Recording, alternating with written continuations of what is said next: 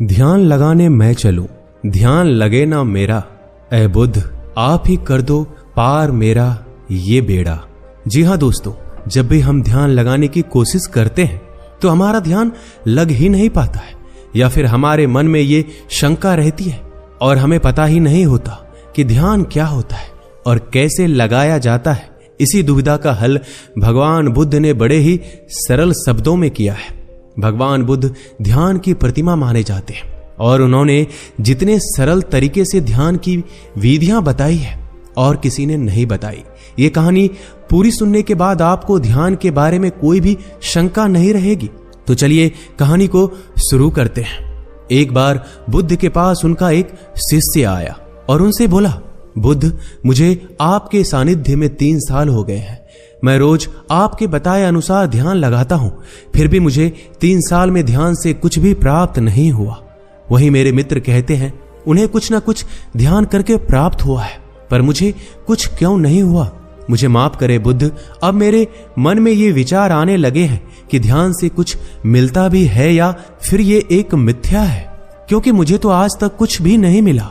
और जो लोग कहते हैं मुझे ध्यान करने से ये प्राप्त हुआ वो प्राप्त हुआ, मुझे लगता है कि वो सब झूठ बोलते हैं। आपने ही कहा था अपनी बुद्धि से खोजो, और इतने वर्षों तक ध्यान करने के बाद मुझे ऐसा लगता है कि ध्यान से कुछ नहीं मिलता। आप ही मेरा मार्गदर्शन करें। बुद्ध मुस्कुराए और बोले, इसका जवाब मैं कल सुबह ध्यान सभा में दूंगा, तुम वहां आना। अगले दिन बुद्ध सभी को इकट्ठा करके उपदेश देने लगे। उन्होंने कहा, आज मैं तुम्हें एक कहानी सुनाऊंगा, उसे तुम बस एक कहानी की तरह सुनना और समझना। यह पूरी तरह से एक काल्पनिक कहानी है। एक गुरु ज्ञान के लिए बहुत प्रसिद्ध थे। कहा जाता है कि उन्होंने एक सोने का पहाड़ जिसका शीश हीरे का बना हुआ था उसे खोज लिया था, जिससे उन्हें ज्ञान की प्राप्ति हुई। वह पहाड़ पर अकेले रहते थे।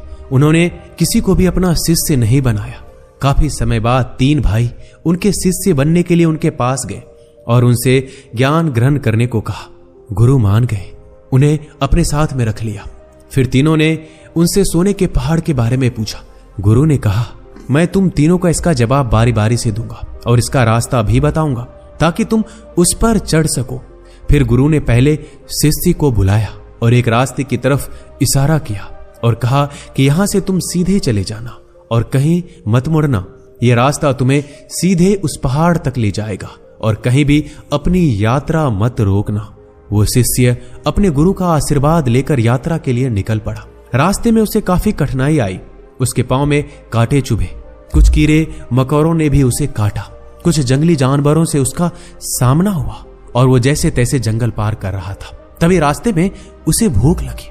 उसने जंगल में कुछ खाने का इंतजाम किया। खाना खाकर वो फिर आगे बढ़ गया। उसके बाद वो एक मरुस्थल में पहुंच गया। वो काफी बड़ा था। उसके पास खाने के लिए थोड़ा सा खाना बचा हुआ था, लेकिन उसके पास पानी नहीं था। वह प्यास से व्याकुल हो रहा था। फिर भी वह चलता रहा। चलते चलते अंत में वो बेहद थक गया। अब उसके लिए प्यास सहना नामुमकिन हो गया था। उसके मन में ये सवाल आने लगे, कहीं गुरु ने उसे कोई गलत मार्ग तो नहीं बता दिया।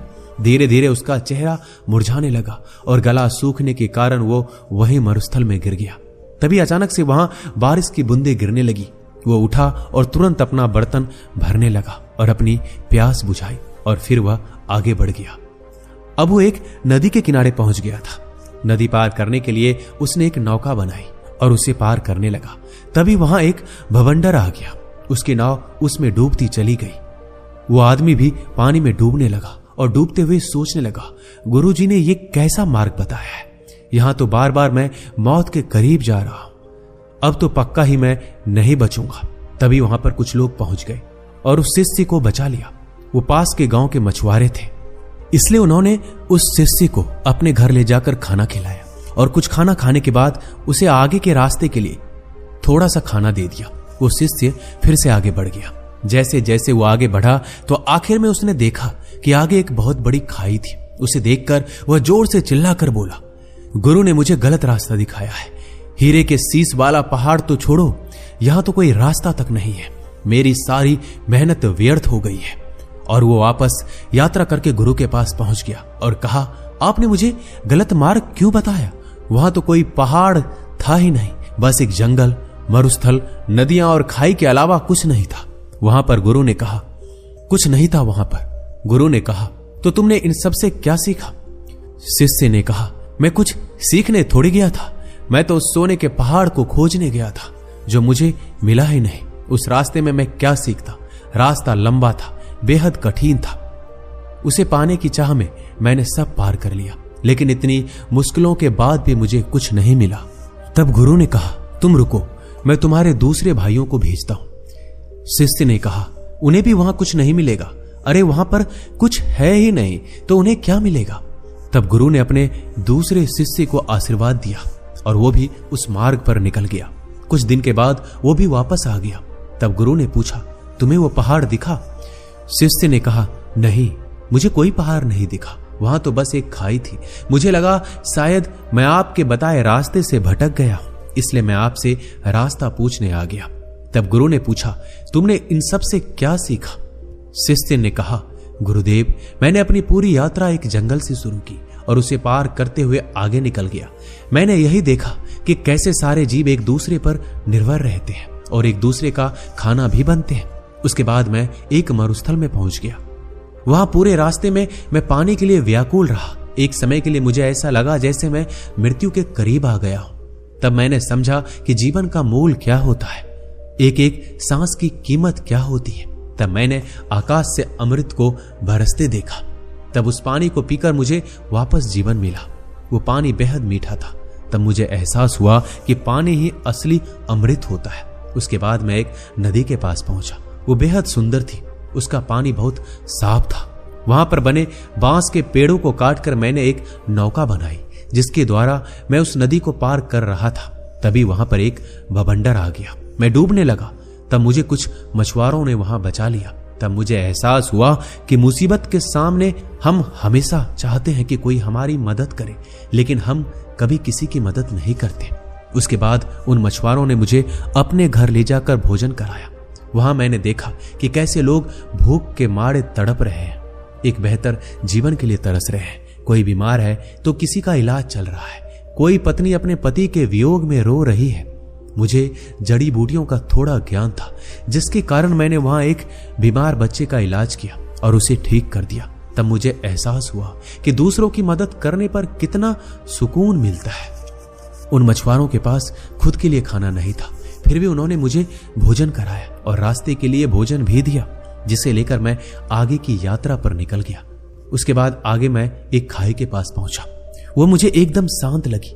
वहां किसी की आवाज सुनाई नहीं दे रही थी, बस मैं अपनी सांसों को सुन रहा था। उस समय मुझे लगा कि मैं आपके बताए रास्ते से भटक गया हूं, क्योंकि वहां कोई भी सोने की चट्टान नहीं थी। तब मैं वापस आपके पास आया, दोबारा से सही मार्ग पूछने के लिए। शिष्य ने कहा, गुरुदेव, क्या मैं गलत मार्ग पर चला था? गुरुजी ने कहा, नहीं, तुम बिल्कुल सही मार्ग पर गए थे और जल्द ही तुम्हें वो पहाड़ भी मिल जाएगा। तब गुरु ने अपने तीसरे शिष्य से पूछा, क्या तुम भी पहाड़ खोजना चाहते हो? तब शिष्य ने कहा, गुरुदेव, मुझे उस रास्ते पर पहाड़ मिलेगा या नहीं ये तो मैं नहीं जानता, लेकिन मेरे शिष्य भाइयों ने जो वहां के बारे में बताया है मैं उसे जानना चाहता हूं। तब तीसरा शिष्य गुरु का आशीर्वाद लेकर यात्रा पर निकल पड़ा। कुछ दिन बाद वो शिष्य वापस आ गया। गुरु उसे देखकर समझ गए थे कि उसे वो पहाड़ मिल गया है। उसके चेहरे पर अलग ही चमक थी, वो काफी शांत था। शिष्य ने गुरु को प्रणाम करते हुए कहा, गुरुदेव, आपने जो मार्ग दिखाया मैं उसका आभारी हूं।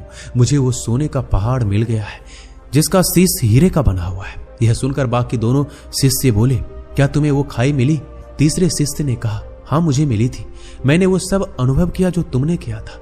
आखिर में मुझे वो खाई मिली जहां पर अपार शांति थी। इतनी शांति मुझे कहीं नहीं मिली। मुझे पता था मैं सही मार्ग पर हूं, पहाड़ यही है। उसे ढूंढने के लिए मैंने खाई में कदम बढ़ा दिया। उस समय मेरे मन में बहुत सी आशंकाएं थी, लेकिन मैंने 2 बार मृत्यु को करीब से देख लिया था, इसलिए मुझे उसका भय नहीं था। अब मुझे बस वो पहाड़ ढूंढना था और मैंने अपना कदम उसकी तरफ बढ़ा दिया। जब मैं आगे बढ़ा तो मैंने देखा कि मैं खाई में गिरने की जगह हवा में उड़ रहा हूं और इसी तरह मैं उस खाई पर आगे बढ़ता चला गया और मैंने वो खाई पार कर ली। जब मैं आगे पहुंचा तो काफी अंधेरा था, बिल्कुल भी रोशनी नहीं थी। उसके बाद मैं आगे बढ़ा, तब देखा कि आगे अथाह रोशनी है। वो रोशनी इतनी थी कि मुझे कुछ भी दिखाई नहीं दिया। तब मैं सीधे आगे बढ़ता गया। उस समय मैं बेहद डर रहा था, कांप रहा था, लेकिन फिर भी मैं आगे बढ़ता रहा और अंत में मुझे वो सोने का पहाड़ मिल गया जिसका शीश हीरे का था। उसके ऊपर जाने के बाद मेरा मन बिल्कुल शांत हो गया, बेहद खुशी हुई और मन आनंदित हो उठा। कहानी पूरी सुनने के बाद बुद्ध ने सबसे पूछा कि तुमने क्या सीखा। तब बुद्ध के शिष्य उनके सामने हाथ जोड़कर खड़े हो गए और कहा, हे बुद्ध, उन 3 शिष्यों के गुरु ने जो रास्ता उन्हें दिखाया था वो रास्ता अंतर्मन का था। पहले शिष्य की लगन और निष्ठा सही थी, लेकिन वह महत्वाकांक्षी था। उसके मार्ग में आई किसी भी चीज से कुछ भी ज्ञान प्राप्त नहीं किया। वह पूर्ण रूप से महत्वाकांक्षी हो गया। उसके मन में बस वो पहाड़ चल रहा था, जिसकी वजह से वह आसपास की चीजों से कुछ भी नहीं सीख सका, जबकि उसके पास ज्ञान ही ज्ञान था। दूसरे शिष्य ने सब देखा और समझा कि प्रकृति कैसे काम करती है, जीवन कैसे जिया जाता है, मौत के समय कैसा लगता है। उसने मौत और सांसों के मूल्य को समझा। उसने अमृत को पहचाना कि पानी ही अमृत है। वह आखिर तक गया और उस छोर से वापस आ गया जहां उसे मंजिल मिलनी थी। वह उस खाई को देखकर घबरा गया जिसकी अथाह शांति उसको पसंद आई थी, लेकिन वो ये नहीं समझ पाया कि वही उसका रास्ता है और वह उसे गलत मार्ग समझकर गुरु के पास लौट आया। लेकिन इस यात्रा से उसने कुछ पाया, लेकिन तीसरे शिष्य के मन में उस पहाड़ को पाने की कोई जिज्ञासा नहीं थी। बस वो उस मार्ग को जानना चाहता था, उसे देखना चाहता था जो उसके साथियों ने देखा था। आखिर में वही हुआ, उसने हर चीज अनुभव की। बस फर्क इतना था, वो उस खाई की गहराइयों में चला गया जहां एकदम अनंत शांति थी। वो इस सब को महसूस करते हुए अंधकार में आगे बढ़ता गया और एक समय के बाद उसे रोशनी ही रोशनी दिखाई दी। और वो पहाड़ जिसकी उसे तलाश थी, वो पहाड़ कोई और नहीं बल्कि खुद का उसका शरीर था, जिसमें सोना उसका शरीर था, जबकि हीरे का शीश उसका मस्तिष्क था, जिसमें उसे बहुत सारा ज्ञान और शांति अनुभव हो रही थी। अब जिस शिष्य ने बुद्ध से कहा था कि उसने 3 सालों में ध्यान से कुछ भी चीजें प्राप्त नहीं की, वो बुद्ध से जाकर बोला कि मुझे माफ कर दे। पहले मैं आपका पहला शिष्य बना हुआ था, लेकिन अब मैं कोशिश करूंगा कि आपका दूसरा शिष्य बनकर दिखाऊं। अब मेरे मन में कोई दुविधा या सवाल नहीं है।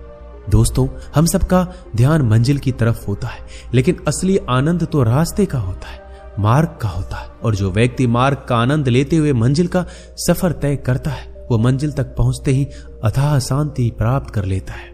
और जो आदमी सिर्फ मंजिल पर पहुंचने की चिंता करता है, वो मार्ग का आनंद ले ही नहीं पाता। इसलिए मंजिल से ज्यादा मार्ग जरूरी होता है। दोस्तों, इस वीडियो में बस इतना ही। मिलते हैं अगली वीडियो में। अपना ख्याल रखिएगा। धन्यवाद।